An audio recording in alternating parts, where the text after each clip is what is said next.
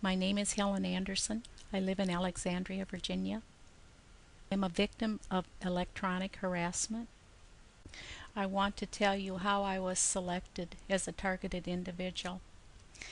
My uncle, Colonel Benjamin Leach, USAF, was stationed in San Antonio, Texas at the time the Nazi scientists were brought to the U.S. by President Harry F. Truman. My uncle objected to the Manhattan Project. Therefore, his family was selected for experimentation. I have been under surveillance most of my life, and I am now 69 years old. I am being tortured with electromagnetic weapons. I am being physically burned and shocked. I am tormented and abused every day. I am being physically tortured. They are trying to talk me into committing suicide. I suffer from defamation of character. They have driven me out of my place of employment. My children and grandchildren are abused by electronic surveillance and have been used for experimentation. I am agitpropped in public in an organized fashion. I have appealed to the authorities and no one will help me.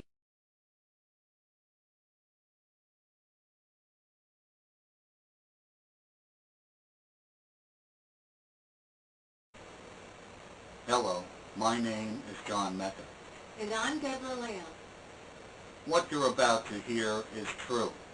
This is the most important information you will hear in your lifetime.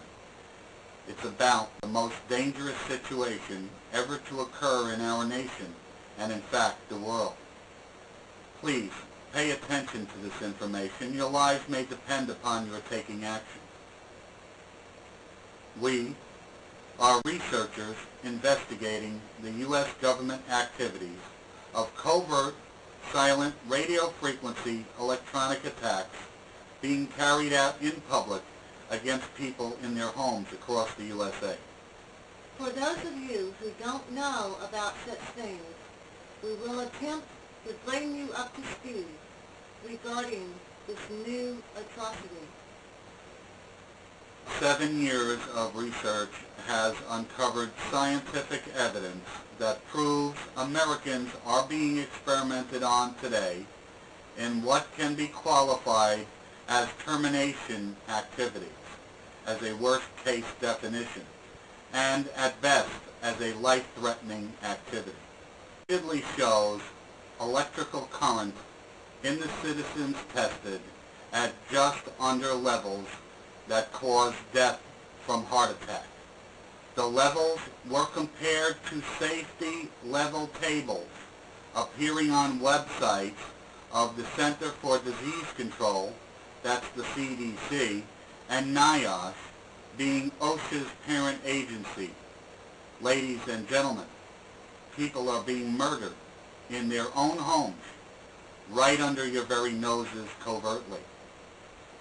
What is at stake is the nation's future.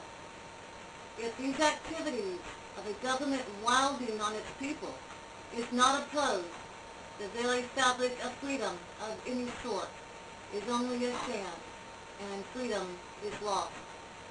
These devices not only affect the health of an individual, but as you will learn also affects the mind. So then your love of country will be proven by taking action to stop these atrocities, of robbing people, not only of health and life itself, but now because of advanced technology, they can and they do rob a person of the essence of their being human, their mind, indeed, even their soul, as some would say. Those agencies of the U.S. government carrying out torture murder of its citizens are well insulated by multi-tiered layers of government bureaucratic protections by secret laws and secret policy originating from such legislation as Title 50, War and National Defense, Subpart 1520A, where, for example, law enforcement can use any Defense Department technology on the public in their jurisdiction just by sending a note to Congress. This statute has been further reinforced by then President Clinton signing legislation that allows for the Department of Defense to share high-tech military technology with the Department of Justice.